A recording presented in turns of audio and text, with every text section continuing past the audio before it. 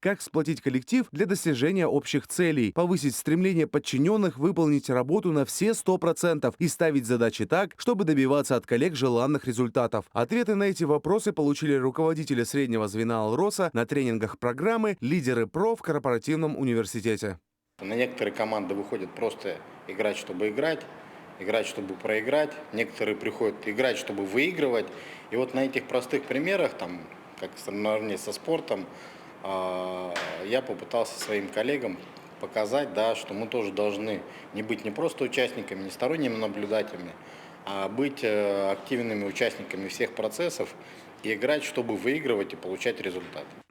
Корпоративная целевая программа «Лидеры ПРО» стимулирует управленцев саморазвиваться и повышать квалификацию. Достояние «Алроса» также направлено на развитие управленческих компетенций у руководителей. Обучение не менее насыщенное. Управленцы среднего звена учатся проводить планерки более эффективно, организовывать командное взаимодействие между отделами, определять риски и управлять ими, чтобы решать проблемы до их появления.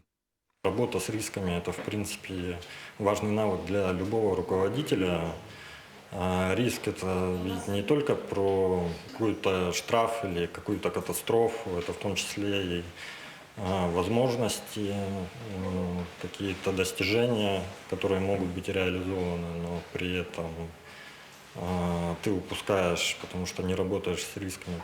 Обучение для руководителей по двум программам длится 6 месяцев. Управленцы «Алроса» не только слушают лекции, но и проходят бизнес-симуляции, чтобы на практике отработать новые инструменты и знания.